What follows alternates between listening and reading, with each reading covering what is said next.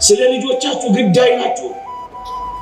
አትጸልዩ፣ አታለቅሱ፣ በቤተ እግዚአብሔር ደጅ አትጥኑ። እረኞች እኮ ናችሁ እናንተ መምህራንስ። ደግ ነገር ይማራል የምታስተምሩት ልጅ፣ እውነት እግዚአብሔርን ይፈራል። እዚያ አስኳላ ያለው መምህርስ እውነት መምህር ነው፣ ያስተምራል። አይቆጫችሁ። ደግ ያልሆነ ነገር የሚያስተምር ነገር ሲፈጠር አይነዳችሁ፣ አያቃጥላችሁ። የእግዚአብሔር ቤት የልጆቹ ቅናት አይዛችሁ። እናንተ ሕዝብንስ የምታስተዳድሩ ትንሽ አያቃጥላችሁ? የሚንከራተት ሕዝብ ስታዩ፣ ኑሮ የከበደው እንደ ቀንበር የሰበረው ሕዝብ ስታዩ ትንሽ ያሳዝናችሁ? የሚበላው አጥቶ ኩርምት ብሎ የሚያድር አንጀቱ የታጠፈ የሚሄድበት የጠፋው የሚሰራው ያጣ የሚማረው የሚቀጥረው ያጣ ሰው ትንሽ ያሳዝኑ? ሚንገላታ የእግዚአብሔር ሕዝብ አያሳዝኑ? እንዲሰጠን ብቻ ነው የምንፈልገው። ልጅ አምጣ፣ ትዳር አምጣ፣ ገንዘብ አምጣ፣ ስራ አምጣ ብቻ። በዚህ በቦሌ ሳልፍ ነበር፣ እዚህ በሚሊኒየም አዳራሽ ገና አንድ ፍሬ ህፃናት ልጆች ናቸው፣ ይጎርፋሉ።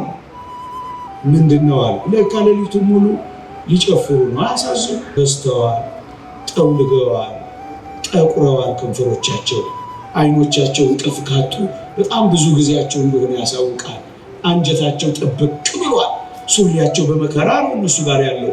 ቆሜ እያየሁ አዘንኩላቸው። ይሄ ያቃጥላችኋል? ምዕመናን፣ ከሰበክነው በላይ ያልሰበክነው አይበዛ? ካቀረብነው በላይ ያላቀረብነው፣ ከሰማው በላይ ያልሰማ አይበዛ? አሁን ይሄ ብቻ ነው አገልግሎታችንና ልካችን? ምዕመናን፣ አሁን እግዚአብሔር ልጆቼን ጠብቃችኋለሁ ይለናል። ወላጆችስ እረኞች እኮ ናችሁ። ልጆቻችሁን ጠብቃችኋል። ወደ ለምለሙ መስክ ወደ ጌታችን አምጥታችኋቸዋል። ይሄንን ዕጣን አሸትቷቸዋል። እነዚህን ቅዱሳት መጻሕፍት ነው እንዲገልጡ የሚያደርጓቸው። እንሰማለን እኮ አንዳንዶች ጸሎትን እንኳን ሳይቀር በገንዘብ እየቸበቸቡ ያሉ እንዳሉ እኮ እንሰማለን። ይሄ እግዚአብሔር ይወደዋል። በነፃ የተሰጣችሁን በነፃ ስጡ ያለ አይደለም ምን እግዚአብሔር? የጸሎት ነጋዴዎች፣ የመቁጠሪያ ነጋዴዎች፣ ንግድ አልበዛ? ምንም አይነገዳለ። የቅባ ቅዱስ ነጋዴዎች፣ የእምነት ነጋዴዎች፣ የገዳም ነጋዴዎች፣ ገዳማት እንኳን አንዳንድ ቦታ ምናምን እያሉ እንደ ፒኤልሲ ገንዘብ ማምረቻ አልሆነም በዚህ ዘመን። እረኝነት ወጥተው እንኳን አይደለም በጎቹ ተመልሰው እረኛ የሆነው ሕፃን እዛ ሜዳ እንደቀረ ስትሰሙ አሁን ሰላም ነው የምትኖሩት? አያሳዝንም? የልጆቹ ቅናት አይበላችሁ? ከቤት ወጥተው ደጅኛ በቀደም አንድ ሰው አግኝቻለሁ። አንድ ሀገር ሄጄ ከቤታችን ወጥተን ጫካ ማደር ከጀመር 4 ዓመታችን ነው አለኝ። እንግዲህ እዛ ሀገር ነዋሪ ነው፣ ሌላ ቦታ ተሰዶ መጥቶ መኖር ያልቻሉስ የቤቱ ቅናት አይበላል?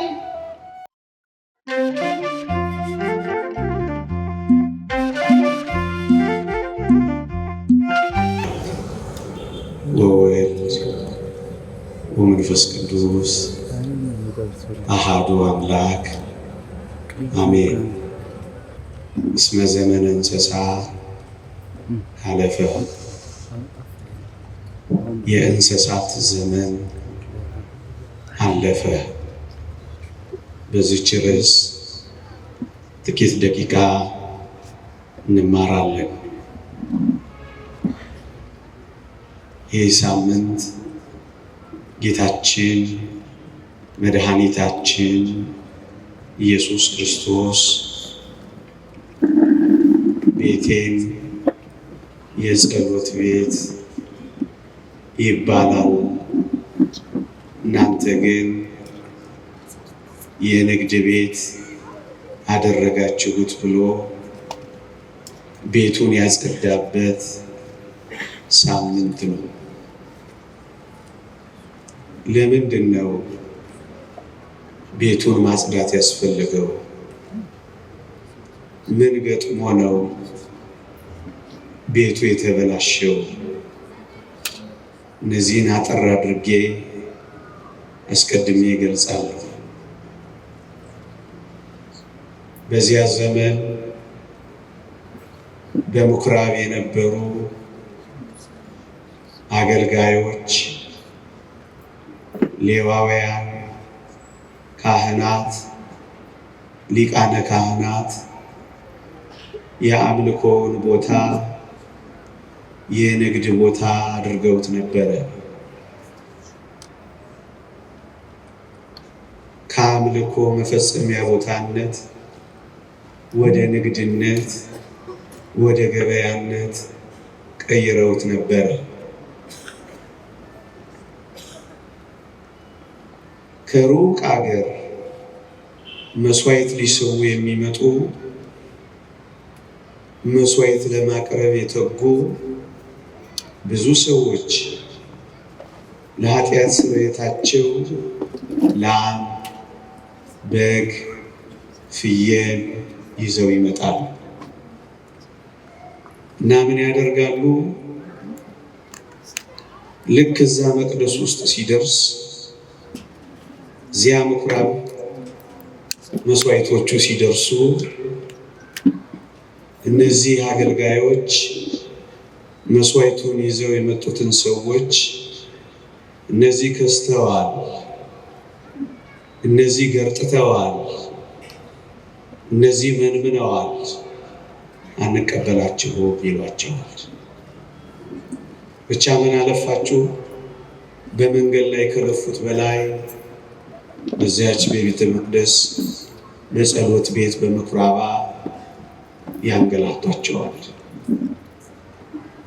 ከአራዊት ጠብቀው ታግለው ያመጧቸውን መስዋዕቶች እዚያ የጸሎት ቦታ ላይ ያሉ አራዊቶች፣ ቅድም ያልኳቸው ነጋዴዎች ይበሉባቸዋል።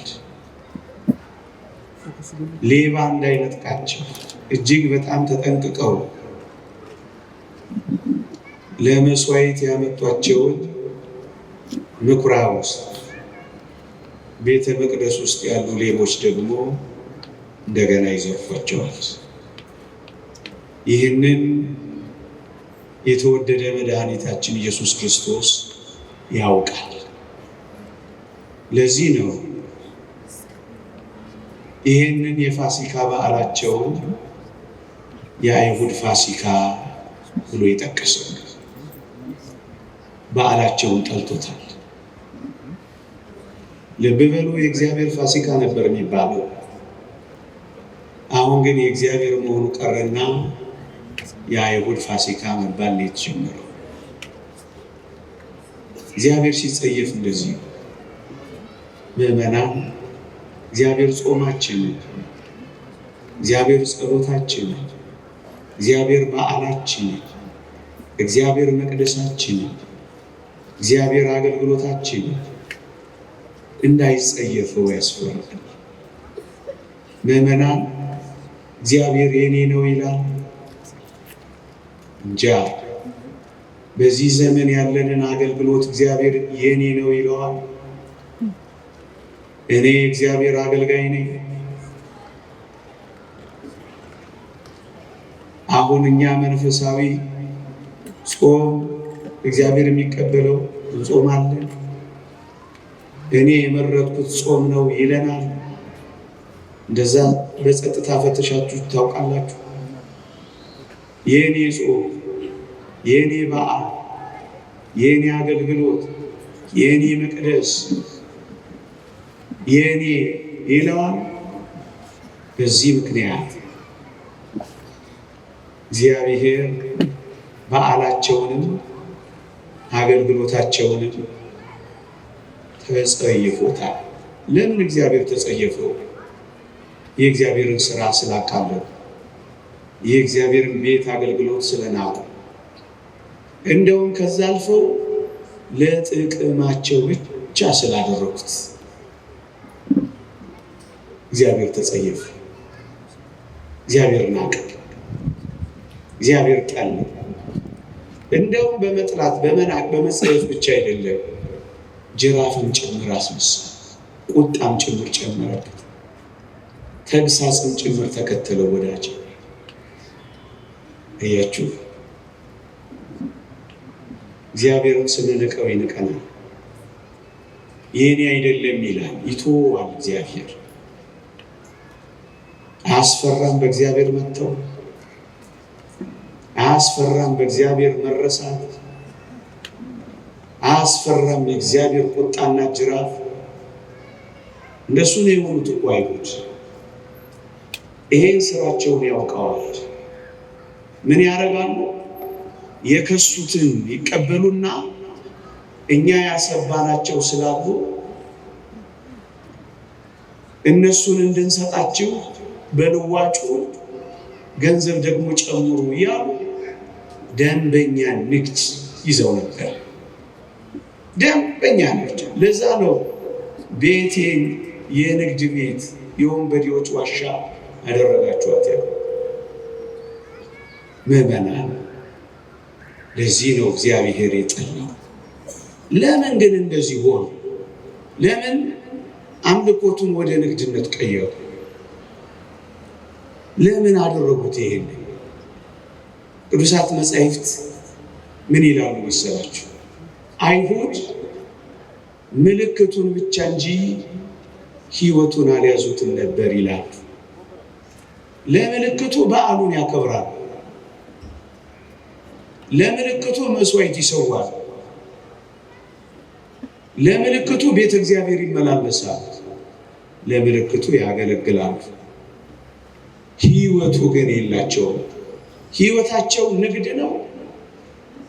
ኑሯቸው ግን አስመሳይነት ነው። ምልክቱን ይዘዋል፣ ወደ ሕይወቱ ግን አልደረሱም። ወገኖቼ፣ እግዚአብሔር የጠላው ይሄንን ነው። ምዕመናን፣ አንዳንዴ እኛም እንደዚህ ይኖራል። ምልክቶቹ አሉ፣ በእውነት ደስ እንላለን፣ ግጥም ብለን በዓል እናከብራለን። ሕይወቱ ግን ይጠፋናል። አንዳንዴ ጠባ ለኪዳን ደግሞም ለጉባኤ እንገሰግሳለን። የዚህ ሁሉ ጥቅምና ረብ ፋይዳ የሕይወት ለውጥ ግን እናጣለን። ሕይወቱ አይኖረንም፣ ምልክቱ ብቻ ይኖረናል። እሱን ነው እግዚአብሔር የጠላው ወገኖች። እኔና እናንተስ ጋር ምልክቱ ብቻ ነው ያለው፣ ሕይወቱን ጭምራል። እንደውም ቅዱስ ቄርሎስ ምን ይላል?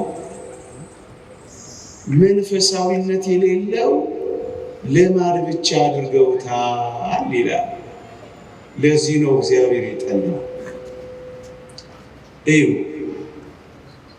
ካህናቱ የነቢያቱን ትምህርት አንቀበል ብለዋል። በፍጹም ከእግዚአብሔር ቃል ርቀዋል። የእግዚአብሔር አይመስሉ። ያ ሰባኪ እንደተናገረው እግዚአብሔርን የማያውቁ የእግዚአብሔር ሰዎች እንዳሉ። አንዳንዴ እኛም ጋር እኮ እንደዚህ ነው።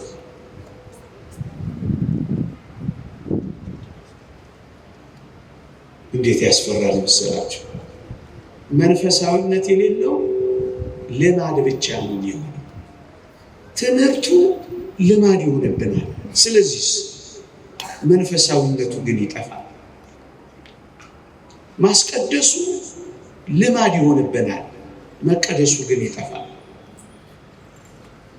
መጸለዩ ልማድ ይሆናል፣ ማነብነብ ብቻ ይሆናል። ልብንም ነፍስንም የማይነካ ይሆናል። እንደውም አንዳንድ ጊዜማ አስመሳይነት ሁሉ ይጨመርበታል። መልአከ ኤዶም ኤፍሬም እሸቴ እንዳለው መንፈሳዊነት እንዳለው መንፈሳዊ መሳይ በዩኒፎርም ውስጥ የተደበቀ መንፈሳዊነት፣ በነጠላ ውስጥ የተደበቀ አስመሳይነት፣ በምንኩስና ቆብ ውስጥ የተደበቀ አስመሳይነት። ምዕመናን መጽሐፍ ቅዱስ ከአታላይቱ ይልቅ ከዳተኛይቱ ጸደቀች የሚለው ይሄንን በጣም አታላዮች እንሆናለን። ሲያዩን መንፈሳውያን፣ ሲፈትሹን ግን የባስን ዓለማውያን ሆነን እንገኛለን። እግዚአብሔርን ለጭንብልነት፣ እግዚአብሔርን ለከለላነት ብቻ እንጠቀምበታለን።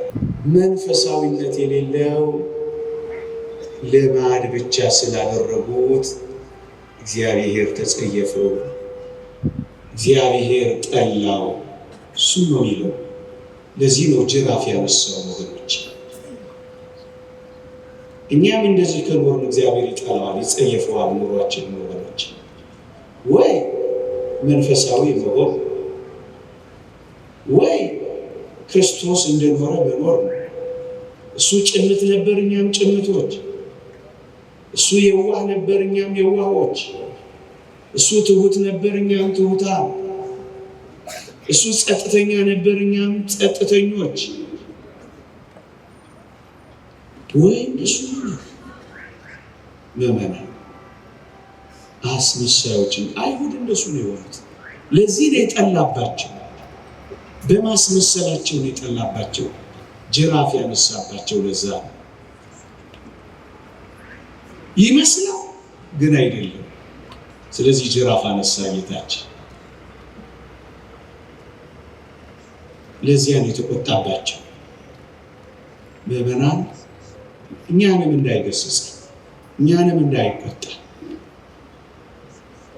አስመሳይነት ሳይሆን ህይወቱን መኖር መጀመር አለብን።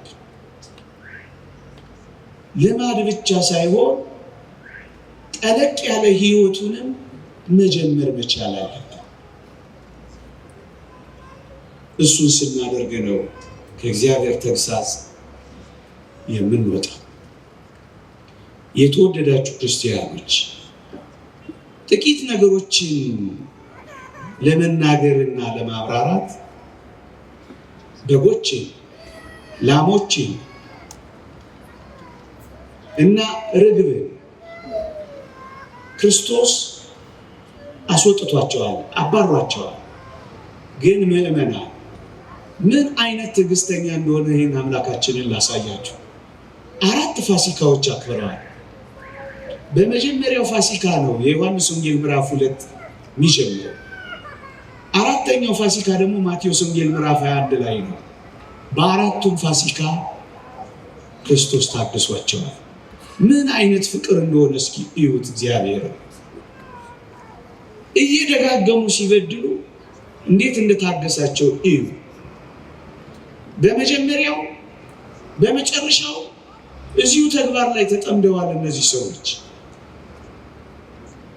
ምንም ለውጥ ለማሳየት እንኳን አልፈለጉም። ለዚህ ነው ተግሳጹን ያመጣባቸው። ወገኖቼ አንዳንዴ እኛም እንደዚሁ እንሆናለን።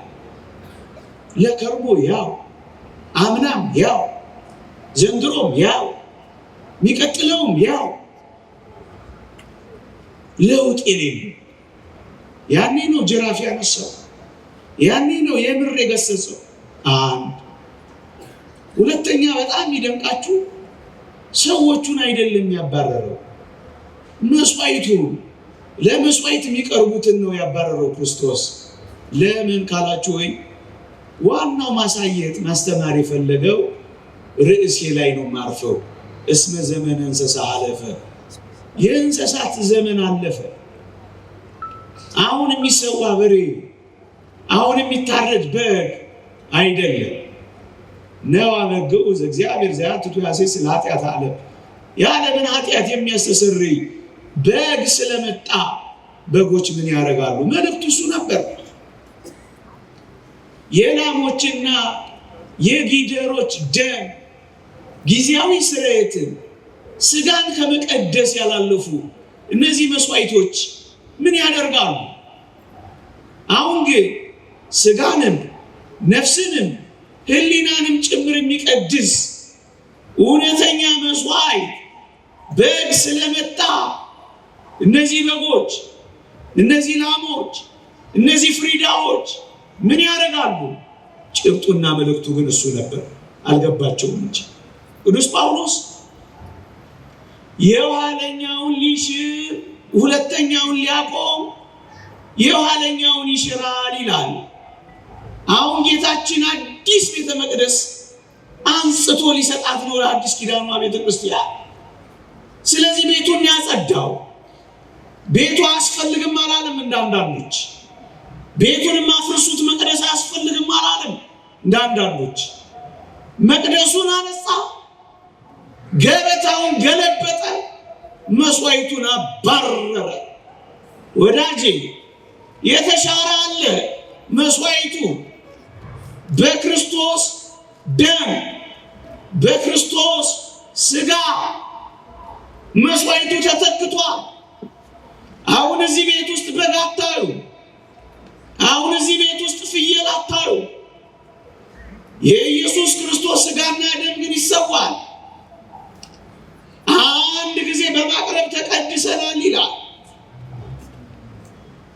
ሁሌ የምንቀደስበት መስዋዕት ሊሰጠን የመጣው እሱን ነው።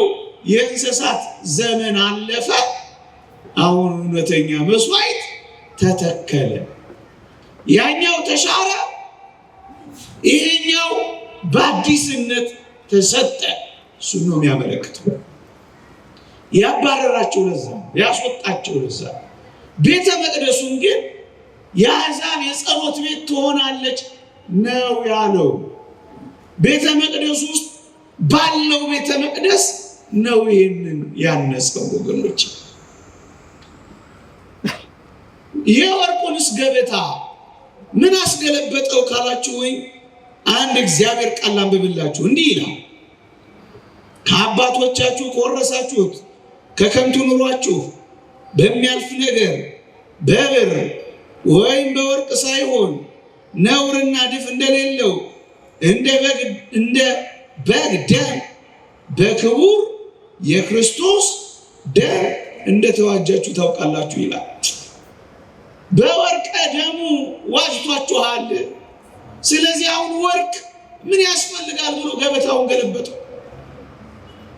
ከወርቅ በላይ የሆነ መስዋዕት ክርስቶስ ስለመጣ ወርቅ አሁን ምን ያደርጋል?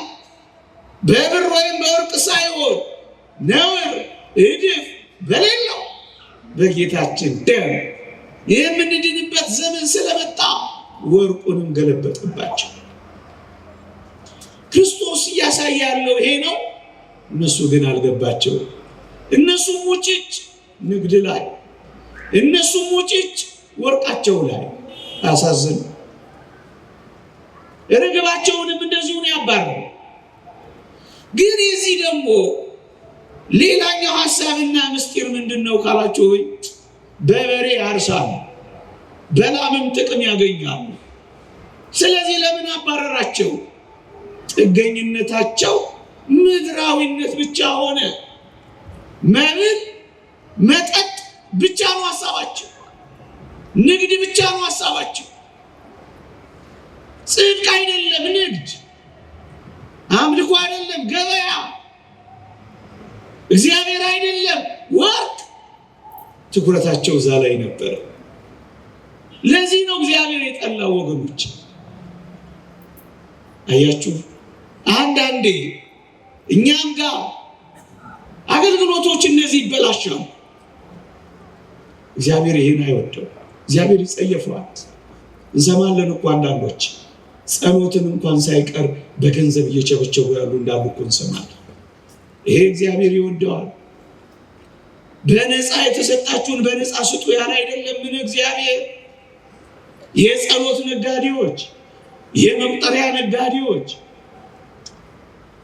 ንግድ አልበዛ? ምንም አይነገዳለ።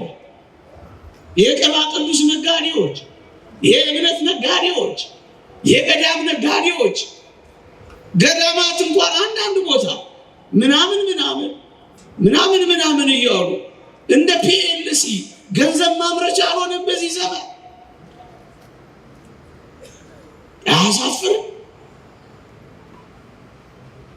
ሰው በልክ በአግባቡ የሚኖርበት ልክ አለው። ንግድ ማድረግን እንዴት ነውር ነው ወገኖቼ! ንግድ ማድረግ ምን ማለት ነው? መንፈሳዊ አገልግሎት፣ የቤተ ክርስቲያንን ሕይወት ገንዘብ ማግኛ ብቻ፣ ሀብት ማፍሪያ ብቻ፣ ዝና ማካበቻ ብቻ፣ ስልጣን መያዣ ብቻ። ይህ እንዴት ያሳፍራል ወገኖች! በቃ ስጋዊ ጥቅም ብቻ። ይሄን እግዚአብሔር እንዴት አያስቀጣንም? ይሄ በዚህ ዘመን ወገኖች፣ እኔ ዝርዝሩን አልዘረዝር፣ እናንተንም በመዘርዘር አላደክም። ግን ያሳፍራል። ጥቅም እስካልተገኘበት ድረስ ማገልገል የማይፈልግ ከሆነ ይህ ምንኛ ጅራፍ ያስመሳል። የተወደደ መድኃኒታችን እንዴት እንዳገለገለ አልሰማችሁ?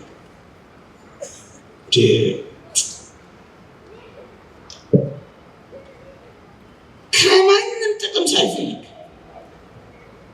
ከማንም እዚህ ገባ የሚባል ስጦታ ሳይፈልግ ነው እኮ ያገለገለ። ምንም ወገኖቼ፣ ምንም የሌለው ቅዱስ ጴጥሮስ ጋር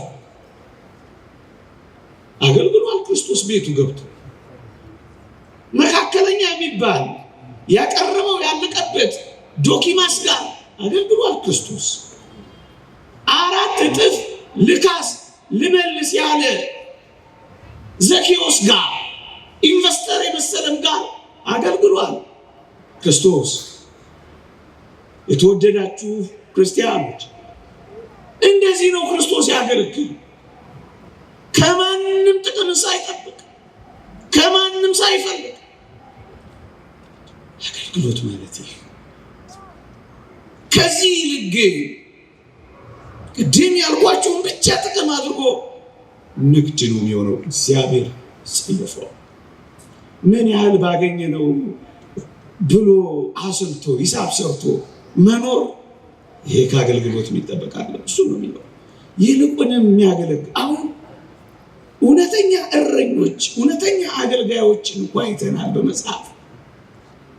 ከለምለም መስክ አሰማርቶ፣ ከሚያምረው ግጦሽ ነጭቶ፣ ከዛፍ ጥላ ስር አሳርፎ፣ ከንጹህ ውሃ ቀርቶ በጎቹን ነው የሚንከባከበው። ለበጎቹ ራሱን አሳልፎ ነው የሚሰጠው። ክርስቶስ እንደዚህ ሆኖ የመጣ እረኛ ነው። ለዚያ ነው እነዚህን እረኞች የገሰጸው። ከእጆቻቸው አስጥላቸዋለሁ ያለው። ዛሬም ከእንደነዚህ ነጣቂ እረኞች እግዚአብሔር ልጆቹን በነጠቀልንማ። በእውነት ምዕመኑን የሚያስጨንቁ ገንዘብ ካላመጣ ማይፈልጉ ጌታ ያስጨንቁ።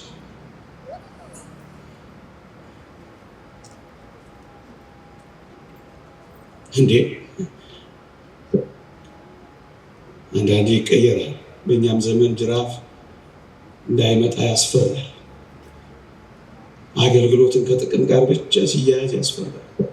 ጥቅም ካላገኘ ማለት በነፃ የሚሰጠው ነገር የሌለ፣ መቅደሱን ገበያ፣ መድረኩን መቸርቸሪያ፣ ስልጣነ ክህነቱን የንግድ ተቋም ፒኤልሲ፣ ምስጢራተ ቤተ ክርስቲያንን እንደ ሸቀጥ መቸብቸቢያ ጥሬ ዕቃ፣ ስብከቱና ዝማሬው ለድርድር የሚያቀርብ፣ ይህ እንዴት ያሳፍራል ወገኖች! ይህንን ነው እግዚአብሔር የሚጠላው፣ የሚገስጽ፣ ጅራፍ አንስቶ የሚገርፍ። ያውን በሱሱ ሳልጨክን ነው ያወራሁት። በፕሮቶኮል የቤት ቅናት ይበላኛል ብሎ በሙሉ ነው ጠርጎ ያስወጣው ወገኖች። ምዕመናን፣ ዛሬ የቤቱ ቅናት ሊያቃጥለን ይገባል። ምክንያቱም እዚህ ካለነው በላይ እደጅ ያለው በግ ይበልጣል። ከተረፈው በግ ይልቅ የዓለም አውሬ የበላው በግ ይበልጣል። ይሄ ምንኛ ያቃጥላል፣ ይሄ ምንኛ ይነዳል። ምዕመናን እናንተስ ያቃጥላችኋል፣ ይነዳችኋል እንዴ? ማህሌት ውስጥ ሳይሆን ናይት ክለብ ውስጥ ያለው ይነዳችኋል? ዕጣን የሚያጨሰው ሳይሆን እዚያ አሽሽ የሚያጨሰው ይነዳችኋል? እኛ ጋር የሚመጣው ሳይሆን አሁን በቀደም እዚህ የሆነ ቀን በዚህ በቦሌ ሳልፍ ነበር። እዚህ በሚሊኒየም አዳራሽ ገና አንድ ፍሬ ህፃናት ልጆች ናቸው፣ ይጎርፋሉ። ምንድን ነው አለ። ለካ ሌሊቱን ሙሉ ሊጨፍሩ ነው። አያሳዝኑ? እንዴት ያሳዝን! ከስተዋል፣ ጠውልገዋል፣ ጠቁረዋል። ከንፈሮቻቸው፣ አይኖቻቸው እንቅልፍ ካጡ በጣም ብዙ ጊዜያቸው እንደሆነ ያሳውቃል። አንጀታቸው ጥብቅ ብሏል። ሱሪያቸው በመከራ ነው እነሱ ጋር ያለው። ቆሜ እያየሁ አዘንኩላቸው። ይሄ ያቃጥላችኋል? ምዕመናን ከሰበክነው በላይ ያልሰበክነው አይበዛም? ካቀረብነው በላይ ያላቀረብነው፣ ከሰማው በላይ ያልሰማ አይበዛም? አሁን ይሄ ብቻ ነው አገልግሎታችንና ልካችን? ምዕመናን አሁን እግዚአብሔር ልጆችን ጠብቃችኋለሁ ይለናል። ወላጆችስ እረኞች እኮ ናችሁ። ልጆቻችሁን ጠብቃችኋል። ወደ ለምለሙ መስክ ወደ ጌታችን አምጥታችኋቸዋል። ይሄንን ዕጣን አሸትቷቸዋል። እነዚህን ቅዱሳት መጻሕፍት ነው እንዲገልጡ የሚያደርጓቸው ይቷቸው። እግዚአብሔር አይጠይቀንም። ስለ ልጆቻችሁ ግዳይ ናችሁ። አትጸልዩም፣ አታለቅሱም፣ በቤተ እግዚአብሔር ደጅ አትጥኑ። እረኞች እኮ ናችሁ። እናንተ መምህራንስ ደግ ነገር ይማራል። የምታስተምሩት ልጅ እውነት እግዚአብሔርን ይፈራል? እዚያ አስኳላ ያለው መምህርስ እውነት መምህር ነው፣ ያስተምራል? አይቆጫችሁ? ደግ ያልሆነ ነገር የሚያስተምር ነገር ሲፈጠር አይነዳችሁ? አያቃጥላችሁ? የእግዚአብሔር ቤት የልጆቹ ቅናት አይዛችሁ? እናንተ ሕዝብንስ የምታስተዳድሩ ትንሽ አያቃጥላችሁ? የሚንከራተት ሕዝብ ስታዩ፣ ኑሮ የከበደው እንደ ቀንበር የሰበረው ሕዝብ ስታዩ ትንሽ ያሳዝናችሁ? የሚበላው አቶ ኩርምት ብሎ የሚያድር አንጀቱ የታጠፈ የሚሄድበት የጠፋው የሚሰራው ያጣ የሚማረው የሚቀጥረው ያጣ ሰው ትንሽ አያሳዝኑ? ሚንገላታ የእግዚአብሔር ሕዝብ አያሳዝኑ? ይሄስ ቤቱ ያቃጥል? እስመ ቅንዓተ ቤትከ በልዐ። ይህ ቤት ቅናት እንደዚህ እኮ ነው ከፍ እያለ እንደዚህ እኮ ነው እየሰፋ የሚሄደው ወገኖች። ምዕመናን በዚህ ዘመንስ እንደ እውነት እንነጋገር ከተባለ ሌላ የቤቱ ቅናት የሚበላን የለም። ብዙ የክርስቶስ ማደሪያዎች የሆኑ በተለይ በዚህ ዘመን ኦርቶዶክሳውያን ስለሆኑ ብቻ ደማቸውስ የሚፈስ የለም። እረኝነት ወጥተው እንኳን አይደለም በጎቹ ተመልሰው እረኛ የሆነው ሕፃን እዛ ሜዳ እንደቀረ ስትሰሙ አሁን ሰላም ነው የምትኖሩት? አያሳዝንም? የልጆቹ ቅናት አይበላችሁ? ከቤት ወጥተው ደጅኛ በቀደም አንድ ሰው አግኝቻለሁ። አንድ ሀገር ሄጄ ከቤታችን ወጥተን ጫካ ማደር ከጀመር 4 ዓመታችን ነው አለኝ። እንግዲህ እዛ ሀገር ነዋሪ ነው፣ ሌላ ቦታ ተሰዶ መጥቶ መኖር ያልቻሉስ የቤቱ ቅናት አይበላንም? መቼ ነው የምር የእውነት እኔና እናንተ የቤቱ ቅናት በልቶን እናቃጥሎ እግዚአብሔርን የእውነት በሱባኤ የእውነት በእንባ የእውነት በጨዋነት በቃ የቤቱ ቅናት ይበላናል፣ ሰማናል፣ ያቃጥለናል። እንደ ሙሴ እንደ እረኛው ሙሴ ምንድን ነበር ያደረገው? እረኛው ሙሴ ይህ ሕዝብ ከሚጠፋ ከሕይወት መጽሐፍ እኔ ልጥፋ ነው ያለው ሙሴ። እንዲህ አይነት እረኞች ያስፈልጉናል። ከመንጋው ፊት የሚበሉ እረኞች ያስፈልጉናል። ስለ በጋቸው የሚሰዉ እረኞች በዚህ ዘመን ያስነሳልን እግዚአብሔር ያስፈልገናል። ያላቸውን የሚተዉ ስለ መንጋው የሚኖሩ በመንጋው የሚኖሩ ሳይሆን ስለ መንጋው የሚኖሩ እንደነዚህ አይነት እረኞች ያስፈልጉናል። ሙሴ እንደሱ ነው ያለው። ይህን ሕዝብ ከምታጠፋ ከሕይወት መጽሐፍ እኔ በፈርዖን ቤት ካለው ቅምጥልነት ይልቅ በግብፅ በፈርዖን ቤት ካለው ጊዜያዊ ተድላ ደስታ ይልቅ በበረሃ ከሕዝቡ ጋር መንከራተትን የመረጠ ድሎትን ምቾትን የናቀ እረኛ ሙሴ አይደል? ደስኮ የሕዝቡ ቅናት የበላው ሙሴ ከሕዝቡ ጋር አብሮ በበረሃ የሚመላ ሙሴ ደሱ ነው እረኛ እና ሰዓት እንዳልወስድ በአይነት ዘመን ላይ የቤቱ ቅናት ይበላል ያቃ ምንም ነገር እንኳን ማድረግ ባንችል ንጹህ ሆነን መጸለይ መፍትሄ ወገኖች። የንጽህና ጸሎት፣ የንጽህና ጾም፣ የንጽህና እጆችን መዘርጋት፣ ንጹህ ሆኖ ማልቀስ እግዚአብሔር ይሰማናል።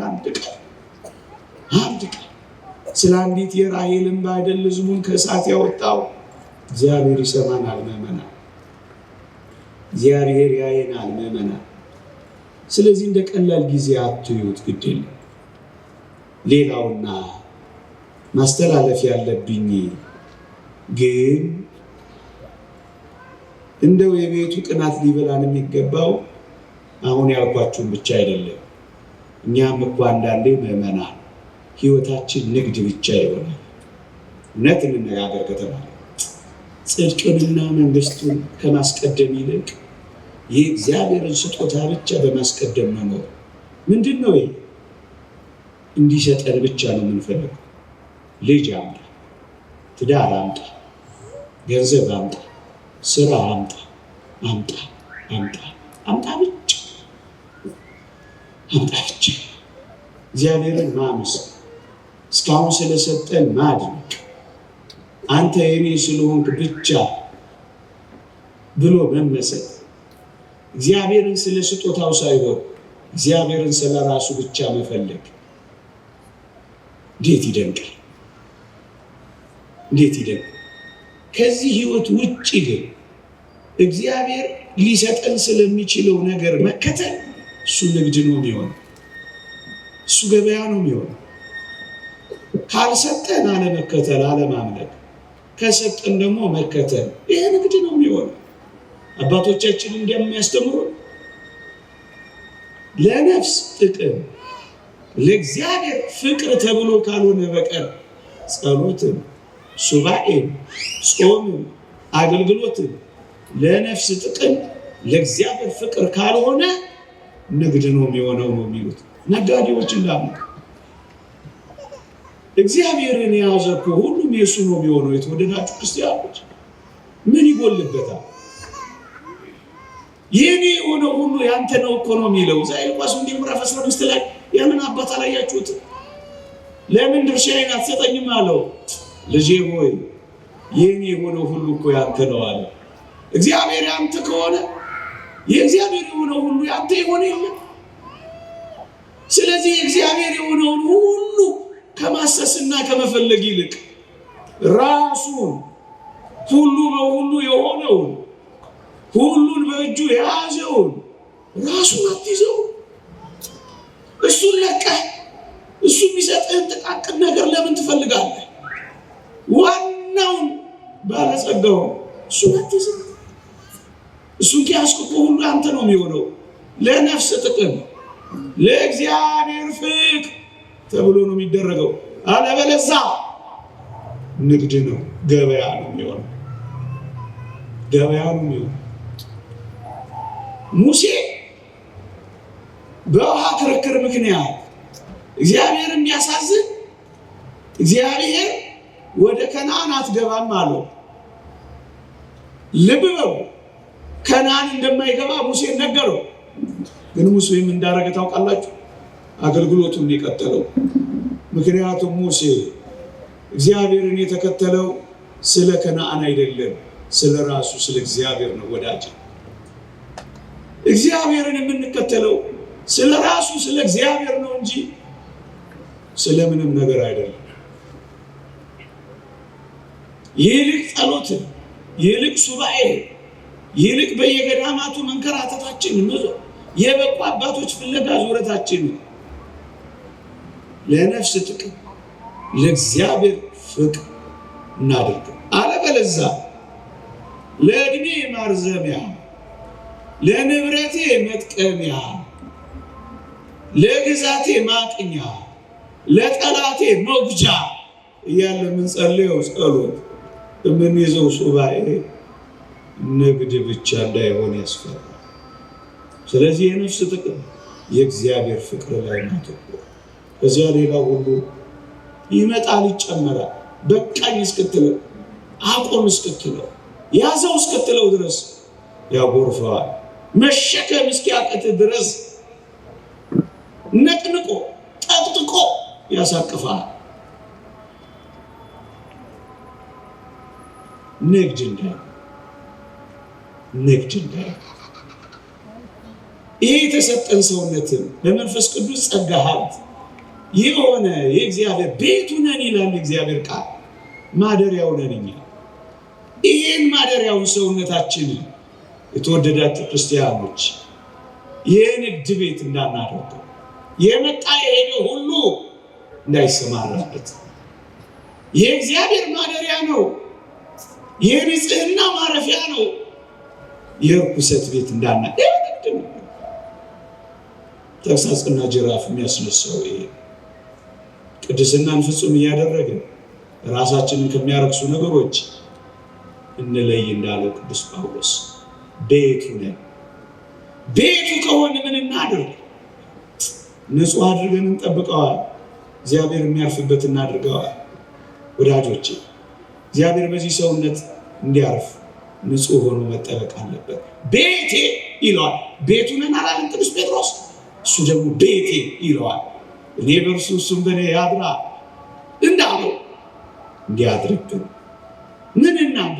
እናጽደዋል፣ ንጹህ እናድርገዋል። የአምልኮት ሕይወት መፈጸሚያ መንፈሳዊ ቤት ለመሆን እንሰራ። ያን ጊዜ እግዚአብሔር በዚህ ሰውነት ያድራል።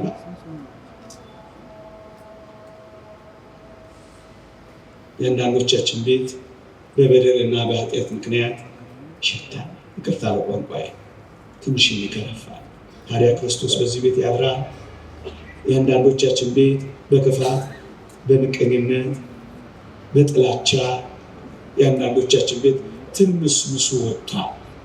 እንኳን ሊያድርበት የሚረቅጥበት መሬት እንኳን ያጣል። ታዲያ ክርስቶስ በዚህ ቤት ያድራል። የአንዳንዶቻችን ቤት ሸረሪት አብቶበታል። የአንዳንዶቻችን ቤት ተባዮች ሞልተውበታል። እንኳን ሊያሳድር ጥቂት ደቂቃ ማያስቀምጥም ሂድ ሂድ ይላል። ታዲያ ክርስቶስ በዚህ በበደል በኖረው እንደዚህ አይነት ጥቃቅን ነገሮች በሞሉበት ያድራል አያድርም? የአንዳንዶቻችን ቤትማ ገና ከደጅ ትልልቅ ውሻዎች ያሰሩን ይመስላል። በረዥሙ እንኳን ቤት ውስጥ ሊያስገባ ደጅን የሚያስቀርቡ የሚናከሱ ውሻዎች፣ የሚናደፉ እባቦች ያሉበት ይመስላል። ታዲያ ክርስቶስ በዚህ ቤት ውስጥ ያድራል ብላችሁ ታስባላችሁ?